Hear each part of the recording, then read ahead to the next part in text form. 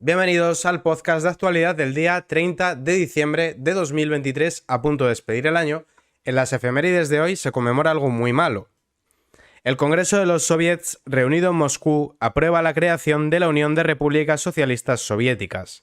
Aquí había un debate entre Trotsky, que hablaba de la revolución permanente, es decir, ir llevando el socialismo por la vía militar a otros países, y la tesis de Stalin, que quería encerrarse en sí mismo, encerrarse en la Unión Soviética y centrarse en aplicar el socialismo allí. Ambas tesis hubiesen fracasado, pero ya sabéis cómo acabó Trotsky.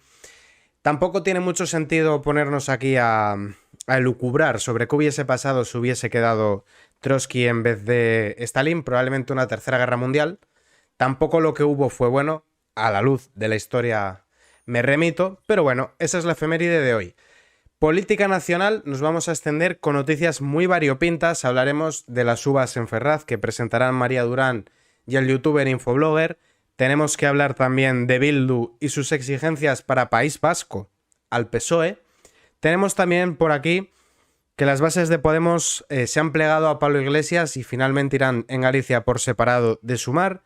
Hablaremos de quiénes son los exministros y exsecretarios de Estado que han pedido la indemnización por cese. Tenemos también cómo Salvamento Marítimo ha traído un cayuco repleto de inmigrantes ilegales a Canarias. Hablaremos también de Correos, hablaremos de Marlaska, que pretende reprimir a partir de la 1, que se acabe ahí lo de las uvas en Ferraz, y ha mandado a 200 antidisturbios. Por cierto, he hecho un vídeo al respecto en mi canal principal, InceTV Política y Noticias. Tenemos también un artículo de Adrián Vázquez que habla de que la reputación internacional de Pedro Sánchez está muy dañada. Un par de noticias más de actualidad, de política internacional, una de Nicaragua y la otra de Francia. La de Francia nos va a afectar a los españoles y tiene que ver con el cayuco que ha llegado. Y cerraremos con un par de noticias de economía, una de ellas muy graciosa porque Pedro Sánchez siempre habla del escudo social, de no dejar a nadie atrás, de que no va a subir impuestos a las clases medias y trabajadoras, pero lo cierto es que ha subido los peajes a partir de este año que vamos a inaugurar pasado mañana. Empezamos. ¿Quiénes son los ministros y exsecretarios del Estado que han pedido la indemnización por cese? Varios exaltos cargos han sido reubicados en embajadas de relumbrón, o al menos conservan escaño en el Congreso, pero otros se han quedado en paro como Irene Montero, Alberto Garzón y Ángela Rodríguez Pim Pam Pum. Recordad que Ángela Rodríguez Pan sonaba de candidata para Galicia por Podemos. Ahora que sabemos que no va a ir Podemos con Sumar, es probable que la veamos por allí. Recordad también que la nómina de Ángela Rodríguez Pan era de 123.000 euros. 123.000 euros es lo que gana una familia en varios años, pues ella se lo levantaba sin ningún tipo de experiencia laboral previa importante. Hace más de un mes que los nuevos ministros tomaron posesión de su cargo y el portal de transparencia aún no ha publicado quiénes son los altos cargos salientes que se han acogido a la indemnización. La última información suministrada por Portal de Transparencia corresponde al 6 de octubre. Lo lógico sería que nosotros contásemos a tiempo real con toda esta información, que supiésemos quiénes son los que cobran, por qué lo cobran, todo desglosado, con pliegues. Que yo ahora, si quisiera, pudiese fiscalizar las cuentas.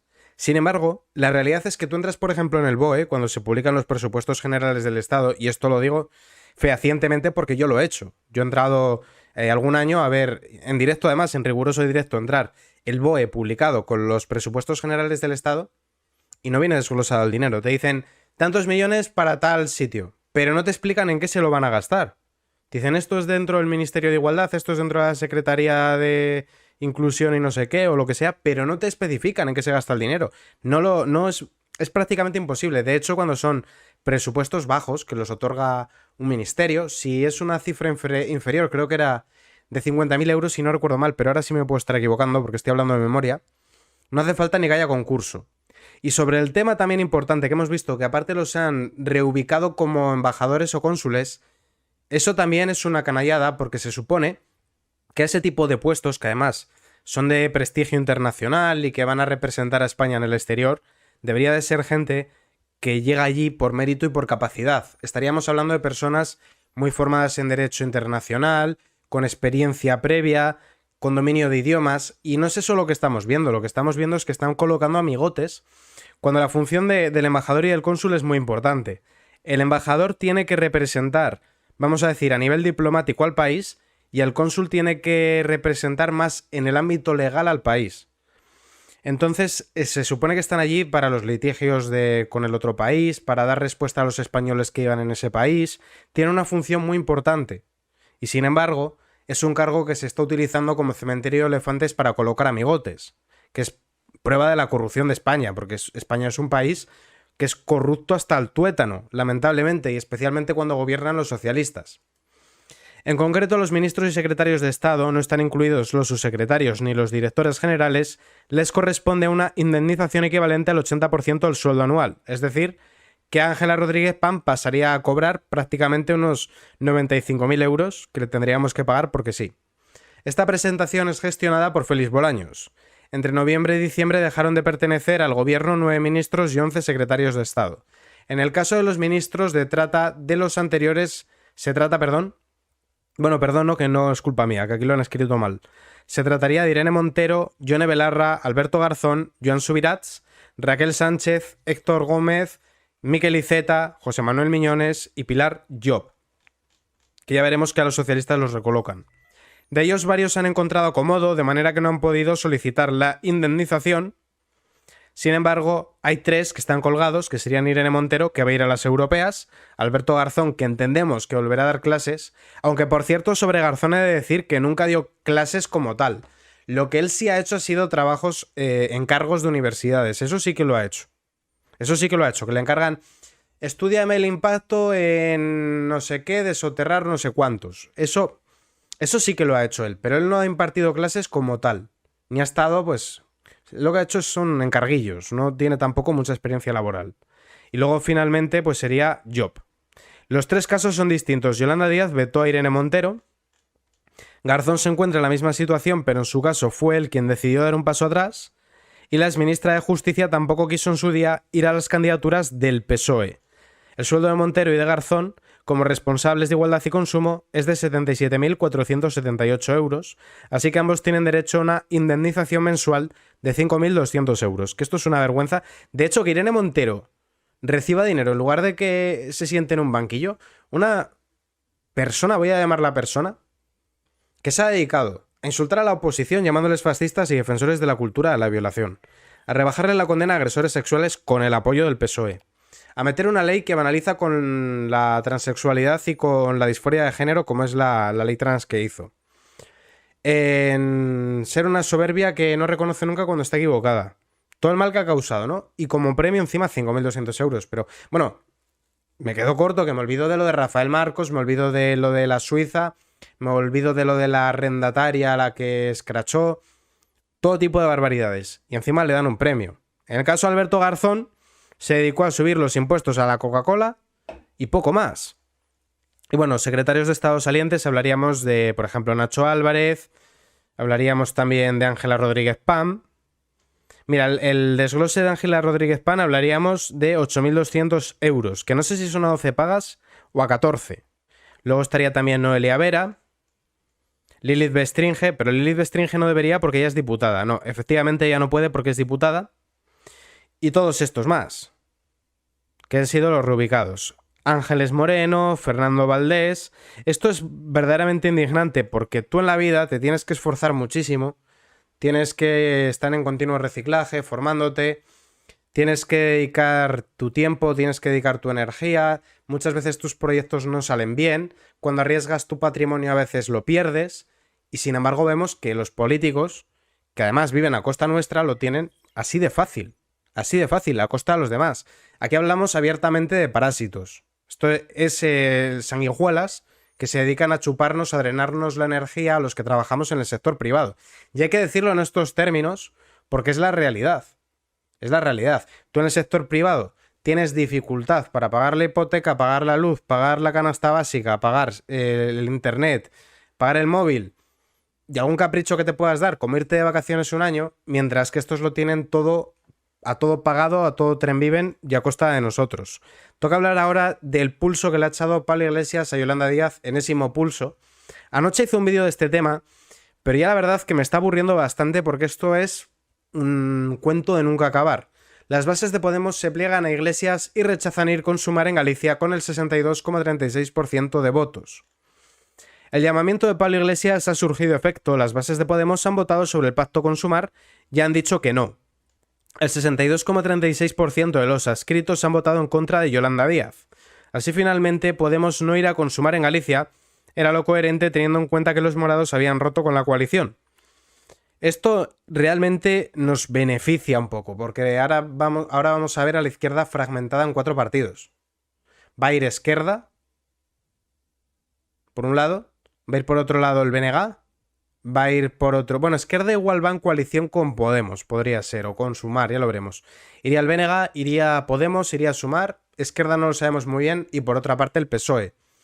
Y esta fragmentación del voto de izquierda les dificulta más el obtener la representación. Esperemos que esto de alguna forma beneficie a Vox para que sea necesario para que el Partido Popular gobierne, porque ya sabemos que si no está Vox supervisando el Partido Popular no hace nada, y a ver si por ahí se consigue un gobierno de derecha en Galicia. Con esta decisión queda patente el poder de Pablo Iglesias en Podemos. Su medio de comunicación marcó el partido y sus bases el camino que debían seguir en Galicia. El preacuerdo entre Podemos y Sumar quedaría roto, por tanto. La sorpresa saltó el pasado miércoles cuando Yolanda Díaz anunciaba un acuerdo entre Sumar y Podemos. Lo sucedido era lo esperado, y es que los 5 diputados de Podemos rompieron hace semanas con Sumar en el Congreso. El no de Pablo Iglesias, todo esto no lo vamos a leer porque hay otras noticias interesantes. Si queréis conocer los detalles, os remito a ver mi vídeo de ayer en el otro canal, en INCTV Política y Noticias, donde lo tengo todo explicado nítidamente. El que pone más palos por Galicia, Rearme de Irene Montero, porque además ahí hablo también de cómo van a relanzar a Irenita para las europeas, como ya le están dando más relevancia. Toca hablar ahora de las uvas en Ferraz, que serán de la mano de Infoblogger y de María Durán, quien fuese periodista de Intereconomía. Infoblogger no hace falta que lo presente. Si no conocéis Infoblogger, estáis haciendo las cosas muy mal. O sea, Infoblogger hay que seguirle sí o sí. Yo solo digo eso. Hay que seguirle además en sus 2 canales, Infoblogger e Infoblogger Live, para estar pendiente de lo que le hace. Los presentadores de las uvas en Ferraz somos los Ramón Chu y Ana del Facherío. Este año, Radio Televisión Española, La Sexta y otras cadenas tendrán competencia Nochevieja. La periodista María Durán y el youtuber Isaac Parejo emitirán un programa en directo desde Ferraz, desde donde se tomarán las uvas más reivindicativas. Estos, Ana Obregón y Ramón Chu del Facherío, así se reivindican, ofrecerán un formato gamberro en el que se reirán de los socialistas. Pero que caiga de manera democrática, apunta María Durán, en referencia pues eso, a que caiga el gobierno. Este dúo se prepara para sus primeras campanadas juntos. No son las primeras en televisión en el caso de María Durán, que serán a la vez divertidas y de protesta, porque el patriotismo tiene que ser alegre. Sí, de hecho, una pequeña crítica que yo voy a hacer, que bueno, es una crítica de doble filo porque me la podría aplicar a mí también, pero una crítica que yo hago mucho a los medios de derecha que han ido saliendo, es que son bastante serios, que yo también soy muy serio y es muy raro que recurra al humor. Pero cuando uno ve los medios de comunicación de derecha, siempre son tertulias y debates políticos que están bien y que nutren a nivel intelectual, pero que no son un gancho para atraer a otro tipo de público. Y al final acaba siendo como un café para los cafeteros, para gente que ya está convencida, como un voy a reforzar mis creencias. Y eso yo creo que es un error y que hay que replantearlo. Y que seguramente gente con el tono que tiene Infoblogger contribuye a mandar el mensaje a otro tipo de personas distintas, que igual no están tan interesadas por la política, pero a las que también hay que apelar. Porque verdaderamente todo el tema de tertulia están bien. De hecho, yo lo que hago es centrarme en comentar la política, es decir, ese guante me valdría a mí también. Te me centro mucho en la cuestión, vamos a decir, la política dura, pero hay que hacer otro tipo de cosas. Y precisamente lo de las uvas en Ferraz me parece ese otro tipo de cosas que sirven para que se llegue a un público mucho mayor. No temen que el componente lúdico reste seriedad. Es divertido mandar muñecas hinchables al partido del Tito Berni, sí, pero también es protestar. Parejo en este sentido cree que lo que más le molesta al PSOE es que se les diga que son puteros, consumidores de este tipo de polvillos, y se trata en definitiva de reírse de ellos, pero con mala leche. Esto lo tengo más desarrollado también en otro vídeo del canal principal, que es Uvas Ferraz, Nochevieja Nacional, este vídeo aquí, donde profundizo más en la noticia y doy más información, pero aún así de pasada creo que es importante que en el podcast os comente lo que está pasando. Y otra de las cosas que está pasando es que Marlaska ordena a la UIP vaciar Ferraz a la 1 en punto. Fernando Grande Marlaska ha decidido enviar 200 antidisturbios a Ferraz, donde va a haber gente en familia. Es que es una cosa que tú lo piensas y dices, ¿cómo hemos podido llegar a este grado de deterioro? Porque, si os acordáis, el segundo día de las manifestaciones en Ferraz, gasearon con gas pimienta señores mayores y hubo cargas contra chavalillos. ¿Qué va a haber en Nochevieja? Pues sin lugar a dudas lo que va a haber es gente mayor y familias. Mandar los antidisturbios contra gente mayor me parece un poco surrealista. Pero es que incluso hemos visto de cargas donde había un padre con la mujer y los dos hijos, cosas que se han visto en el Noviembre Nacional en Ferraz, que tú dices, se os ha ido esto de madre, que además todos sabemos que si hubiese sido, ¿qué os digo yo?, con Rajoy cargando contra gente de izquierda, se hubiese preparado de la de Dios es Cristo, hubiesen salido todos los medios de comunicación, la oposición, nos hubiesen llamado la atención de todas partes. Sin embargo, cuando hablo de todas partes hablo de Amnistía Internacional. No lo digo por otros, que Amnistía Internacional tienen un sesgo bastante fuerte de izquierda. Los organizadores de las uvas cuentan con todos los permisos de la delegación del gobierno, pero con todo Marlaska ha dicho que, mira, el Ministerio del Interior y la delegación del Gobierno de Madrid están decididos a desalojar la calle Ferraz a primera hora de la madrugada del 1 de enero. La policía será inflexible con el horario y hay un detalle importante, que es que van a emplear todos los medios a su disposición, incluidos los camiones. Mirad, incluidos los polémicos fumígenos si fuesen necesarios. Contemplan el uso de todo el material antidisturbios. Ya digo que como esto lo tengo desarrollado en un vídeo no voy a profundizar mucho, os remito a verlo si queréis. Y continuamos porque hay más noticias que hay que ver hoy. Adrián Vázquez, la reputación de Pedro Sánchez en Europa está seriamente dañada. Conversamos con el eurodiputado de Ciudadanos, presidente de la Comisión de Asuntos Jurídicos de la Eurocámara. El eurodiputado analiza la delicada situación a la que ha llevado Pedro Sánchez a España. Os garantizo que a Pedro Sánchez le importa entre poco y nada lo que opinen de él en el exterior, igual que le importa bastante poco lo que opinemos en el interior de él. Le viene dando lo que es igual. A Pedro Sánchez únicamente le importa Pedro Sánchez y punto. Yo creo que Sánchez es de ese tipo de personas, que probablemente tenga algún tipo de psicopatía, que se considera un fin en sí mismo. Y él dice, ¿cuál es el fin? Que yo esté en el poder. ¿Qué tengo que hacer para estar en el poder? Esto y esto, pues lo hago. Ya está. Entonces lo que opinen de él se la trae un poco... Continuamos. Ha dedicado buena parte de esta legislatura a desenmascarar a los eurodiputados de Junts, empezando por Carles Puigdemont, hasta lograr que el grupo liberal expulse de sus filas a los 3 independentistas catalanes, que ahora se sientan en la última fila de la Eurocámara y que no tenían relación con nadie hasta que los socialistas españoles, necesitados de sus 7 votos en el Congreso, empezaron a reunirse y a hacerse fotos con ellos. Este año 2024 sí podemos llegar a esta situación. ¿Qué situación? Pues la de que puedan congelar los fondos. Pero antes se tienen que dar muchos elementos que todavía no se han dado. Lo que está haciendo ahora la comisión es pedir información sobre un proyecto de ley que no ha sido enmendado ni tramitado, pero que ya ha generado un choque institucional. ¿Qué sentiría usted como eurodiputado y como presidente de la Comisión de Asuntos Jurídicos teniendo que iniciar el procedimiento de sanción contra España? Yo llevo 9 años en el Parlamento, hice mucho trabajo para explicar a los liberales lo que era Junts, que con Artur Mas habían sido miembros 20 años del Grupo Liberal. Lo hicimos bien, porque les acabó expulsando por ir en contra de los valores europeos y por corruptos. Se les acabó expulsando al Grupo Liberal. Es un trabajo que hicimos unos pocos, con mucho viaje, mucha explicación y mucha pedagogía. Tendrán entonces que explicar a los españoles que el cierre del grifo de los fondos europeos es por su bien. Pero también hay que explicar a la gente que con esto tú no cambias de gobierno. A ver, realmente es malísimo que nos manden fondos de Europa. Es malísimo, porque por culpa de que nos vengan fondos... Primero, que no todos los fondos son a fondo perdido. Es que esa es una gran mentira. La gente se cree que... No, llegan... Sánchez ha conseguido 36.000 millones para España. Y dice, qué bien, un dinero que de repente está depositado dentro del presupuesto general para gastar. No. Parte de los fondos es a interés perdido, otra parte es a interés cero. Una parte es a fondo perdido, que no hay que devolverlo, otra parte es interés cero y otra parte es con intereses. Y buena parte de los préstamos que ha ido pidiendo este gobierno y el anterior ha sido con intereses. Y es un dinero que luego hay que devolver. ¿Qué pasa? Que con esos fondos Sánchez maquilla la realidad de España, porque la situación económica de España es mala. Y va con eso trampeando y engañando al personal. La gente dice, pues la situación no estará tan mal, cuando vemos que no colapsa esto, que no sé qué pasa con esto otro, tal. Entonces, con ese dinero que viene de Europa, Sánchez va trampeando, pero es un dinero que hay que devolver. Valdría más la pena que dejara de llegarnos el dinero, que se hiciesen los ajustes necesarios, que el PSOE se desgaste, que la gente escarmiente en cabeza propia y que no se vuelva a votar al PSOE. Pero lo que necesitamos es que deje de llegar ese dinero de Europa. Ahora el objetivo de los demócratas es, con el respeto debido institucionalmente y de manera democrática, intentar descarrilar esta barbaridad.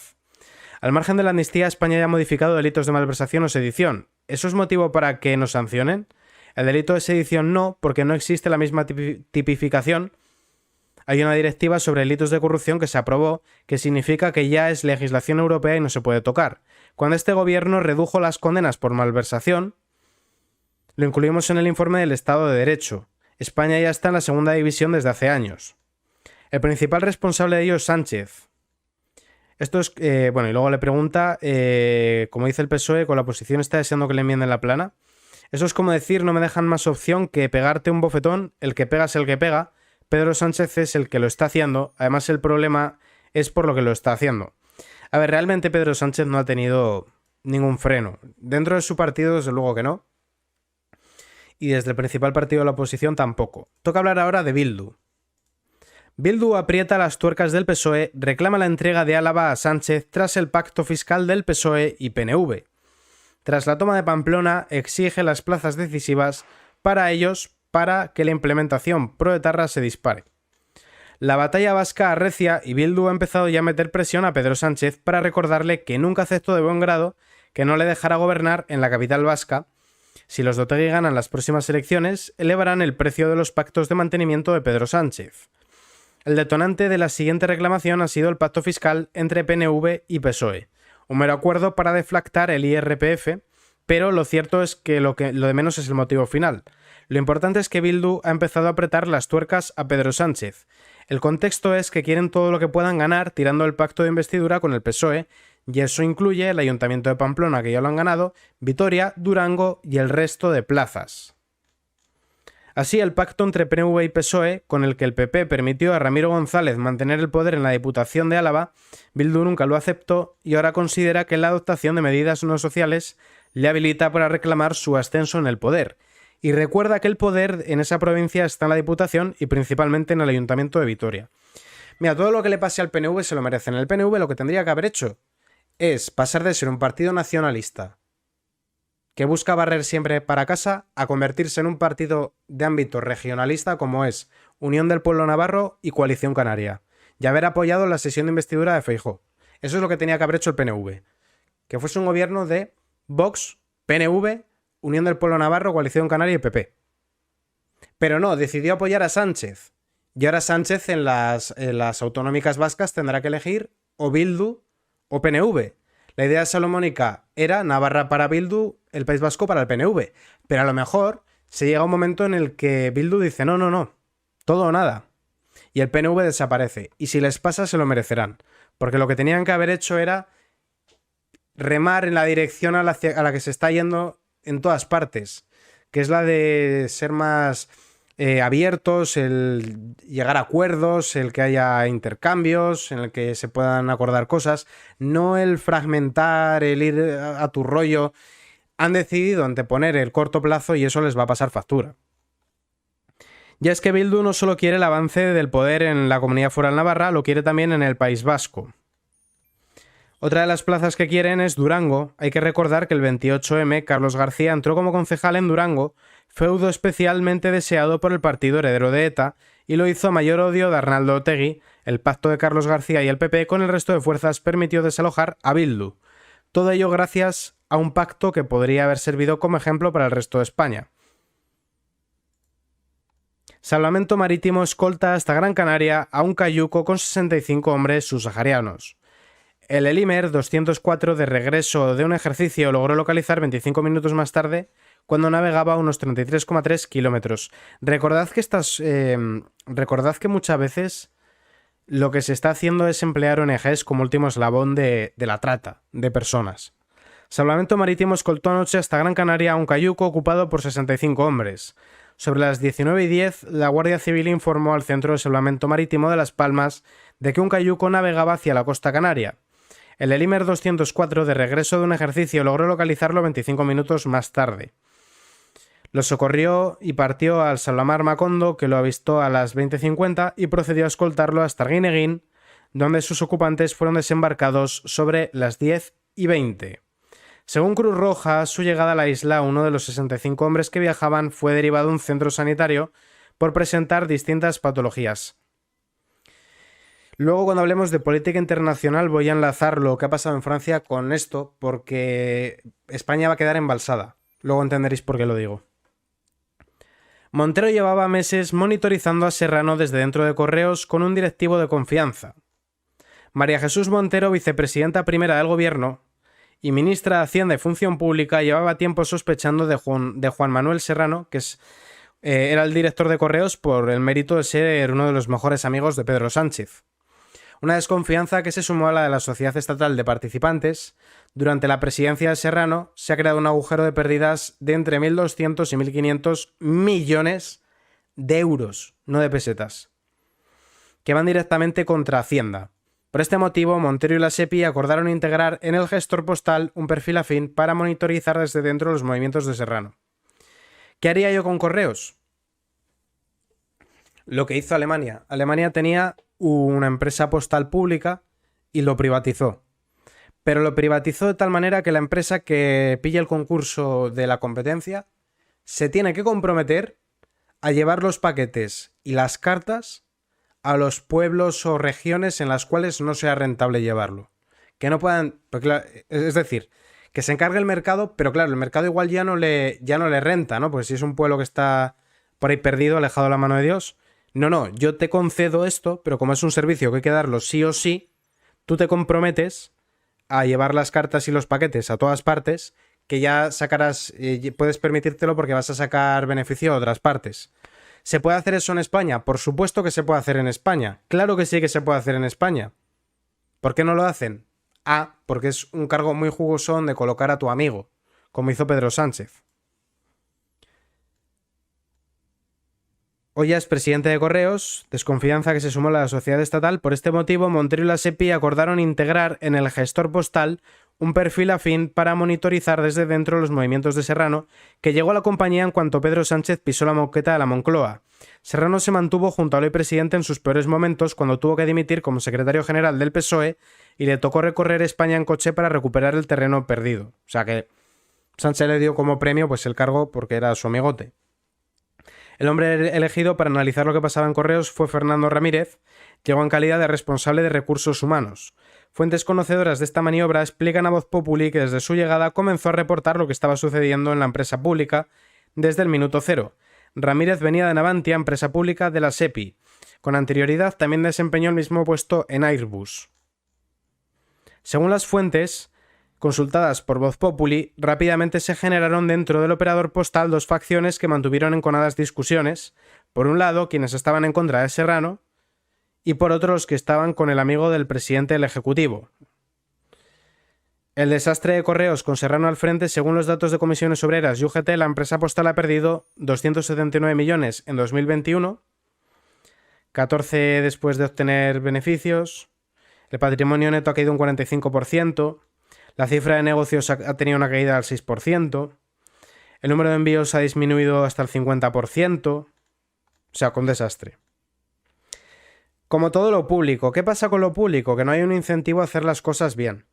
Porque si tú montas un bar, o una frutería, o una zapatería, o lo que sea, tú estás compitiendo con los bares del barrio.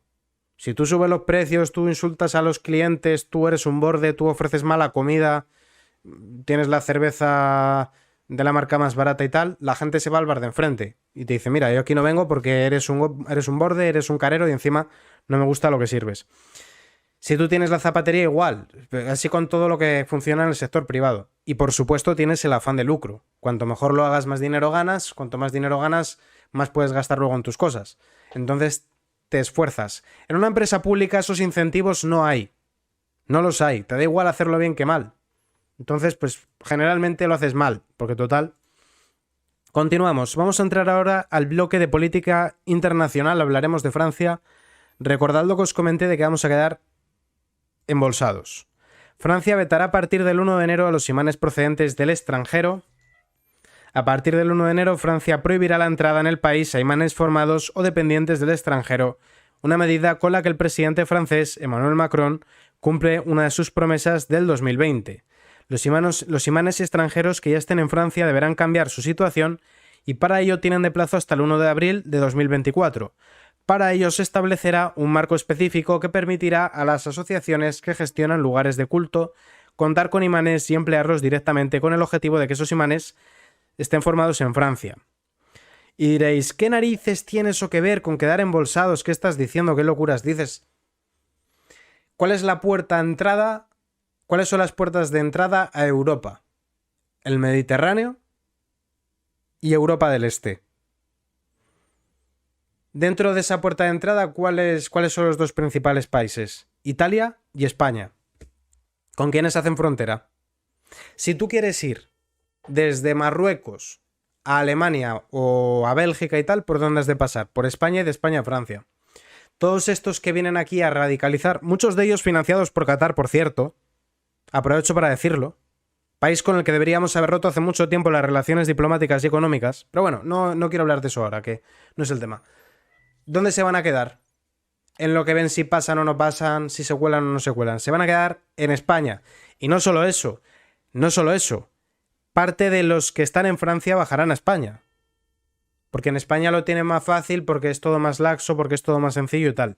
Con lo cual, España va a quedar embolsada con un montón de imanes listos para ir a Europa a radicalizar al personal, viendo cómo pueden cruzar o no, pero mientras tanto se van a quedar en nuestro país. Realmente es una muy buena medida, ha destacado la senadora del partido. Sí, bueno, es una buena medida para Francia, pero a España nos viene esto fatal. Nathalie Goulet, quien dijo que estaba bastante segura de que Macron no cumpliría, es un paso hacia el Islam de Francia. ¿Cómo se puede esperar que los imanes pagados por Turquía que no reconocen el genocidio de Armenia formen parte de la sociedad en Lyon o Marsella, donde hay comunidades armenias? Ahora necesitamos un plan de estudios religiosos en Francia, pero eso depende de los propios musulmanes. Debemos ofrecer en Francia a los aspirantes imanes una formación que no les lleve a viajar al extranjero para formarse. No, lo que hay que hacer es cortar relaciones económicas y diplomáticas con Qatar. Eso es lo que hay que hacer. E investigar muy bien lo del Qatar Gate y cuáles son todos los eurodiputados que estaban a nómina de Qatar y meterlos en la cárcel. Eso es lo que hay que hacer. Toca hablar ahora de Nicaragua. Del Islam pasamos al cristianismo. Nicaragua, 2023, persecución religiosa arremetida contra la disidencia y el retorno del siniestro Ministerio del Interior. Una crisis sociopolítica acentuada a lo interno y marcada por el aislamiento internacional, el éxodo de centenares de miles de nicaragüenses, las graves violaciones a los derechos humanos, la brutal persecución religiosa contra la Iglesia Católica y el retorno del temible Ministerio del Interior que funcionó durante la primera dictadura. Los hechos que marcaron el 2023 demuestran la crueldad de la dictadura de Ortega. El año concluye con el incremento de la persecución contra la Iglesia y mucha incertidumbre por lo que estaría por venir en el 2024. El retorno de las estructuras del tenebroso Ministerio del Interior representa una mayor amenaza para la seguridad y la vida de los nicaragüenses. La Comisión Permanente de Derechos Humanos registró más de 3.000 denuncias de agresiones de derechos humanos durante la llamada década perdida. Esta semana la Asamblea Nacional aprobó una ley que revive el Ministerio del Interior. Es un paso que nos da una fortaleza enorme y volvemos a contar con los dos grandes instrumentos con los que derrotamos a la contrarrevolución, dijo Daniel Ortega. ¿Qué es la contrarrevolución? Pues los que quieren que Nicaragua sea un estado democrático. Ni más ni menos. Así de sencillo. Por cierto, recordad que Manuela Carmena abrió en Madrid, la vieja bolchevique del infierno, abrió en Madrid una oficina de apoyo al Frente Sandinista.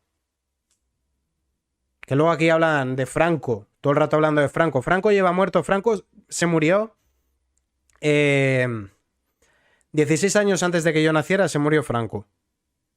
Han pasado ya 25 y 24 va a ser mañana, pero bueno, todavía 23, 48 años de que se murió Franco. Y están todo el día hablando de él, pero luego alaban a las dictaduras vigentes a día de hoy, que es una contradicción de esas que cabalga la izquierda. Toca hablar ahora de materia de política económica. Dos noticias, vamos a ser breves. La primera, no sé si llamarla corrupción, Decidme en qué trabajo os podéis subir a vosotros mismos la nómina. 11 presidentes autonómicos se subirán el sueldo en 2024. ¿Vosotros en vuestro trabajo decidís cuánto podéis cobrar? Yo no. Yo no puedo decidir mi nómina.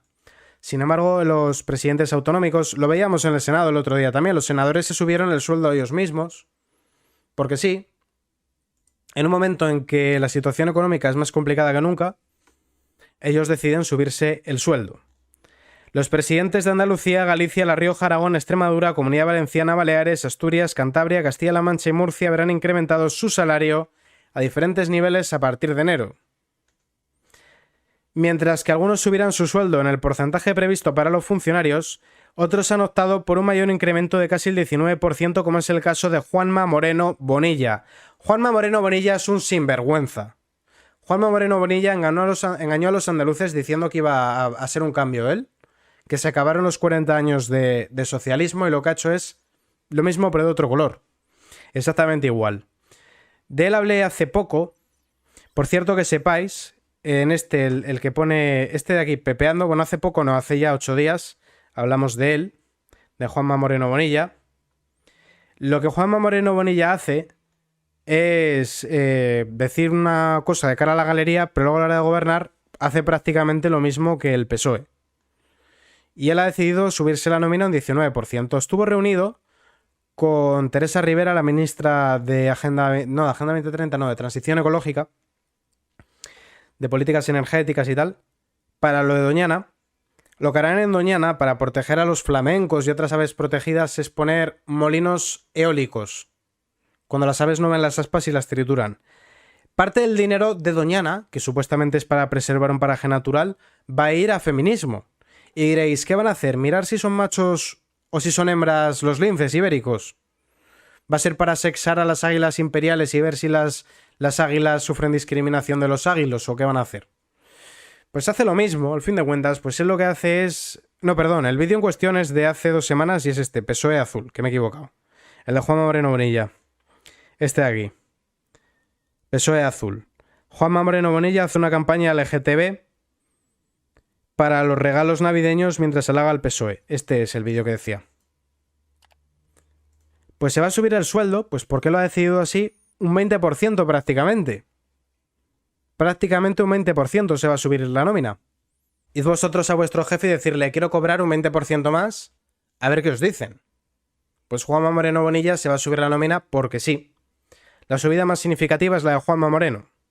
Para ello, Moreno ha optado por recoger este incremento a través de un decreto que reforma la ley de incompatibilidades de altos cargos, con la que se asegura que el sueldo de presidente autonómico de la Junta sea un 5% inferior al de los portavoces de los grupos parlamentarios. Y continuamos. Sánchez vacía el bolsillo de los españoles, última noticia de economía y por ende última noticia del podcast. Sube los peajes hasta un 6,65% en 2024. Afectará a la AP51, a la AP61, a la AP6, a la AP53, a la AP66, a la AP7, Alicante-Cartagena, AP7 Málaga-Guadiro, AP68 y AP71, AP9 y AP46.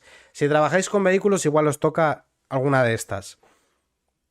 El Ministerio de Transportes y Movilidad Sostenible de Óscar Puente ha resuelto este sábado la actualización de los peajes de titularidad estatal bajo la concesión administrativa para 2024, de tal manera que las tarifas subirán entre un 5% y un 6,65%. El Ministerio de Óscar Puente ha enmarcado que la actualización de las tarifas que soportan los usuarios de todas las que he mencionado antes se ha aprobado a través de una orden ministerial a propuesta de la delegación del Gobierno en las sociedades concesionarias de autopistas nacionales de peajes. El caso es sangrarnos y sacarnos todo lo que puedan. Nos agarran de los tobillos y nos zarandean a ver qué cae. En concreto, la revisión de tarifas de 2024 ha supuesto un alza del 6,65% para la AP46 y para la AP7 Alicante-Cartagena. Con todo, el Ministerio ha explicado que de producirse la revisión, las alzas se incrementarán entre un 8 y un 10,5%. El departamento ha indicado que la aplicación de esta medida ha supuesto un ahorro de más de 33 millones a los usuarios. Un tanto, ¿cómo va a ser un ahorro si nos lo han subido? En tanto que el importe que representa la subvención pública se estima en 30 millones. Bueno, las que entran por las que salen. Asimismo, la institución ha señalado que el año pasado se habilitó una subvención para mitigar los efectos de la alta inflación. Y si en vez de dar subvenciones lo que hace este gobierno, digo yo, es dejar de llevar a cabo políticas que contribuyen al alza de los precios. O igual es una locura lo que acabo de decir, ¿no? Pero es llamativo, porque de un tiempo a esta parte las políticas son muy claras. Ir en contra del vehículo particular y fomentar el transporte público. No tendrás nada y serás feliz, por no tener no vas a tener ni coche. Eso es lo que están buscando. Bonificaciones al peaje. El Ministerio ha reivindicado a su vez la política de subvenciones a los peajes para reducir los costes que soportan los usuarios. Pero ¿qué más da que subvenciones los peajes si son las autopistas estatales? Es que estás subvencionando algo que te cobra el Estado. Estás sacando el dinero de aquí. Mira, subvencionar algo para pagar algo estatal es como sacarte sangre del brazo derecho para hacerte una transfusión en el brazo izquierdo tirando la mitad de la sangre por el camino. En nóminas a burócratas, a funcionarios y a políticos. A no ser que lo que te interese es que cobren todos esos burócratas, funcionarios y políticos. Y que sea un tejemaneje. Pero subvencionar empresas públicas, hombre, bastante surrealista, ¿no? Con esta noticia terminamos el podcast de hoy, día 30 de diciembre. Muchísimas gracias a todos por verme.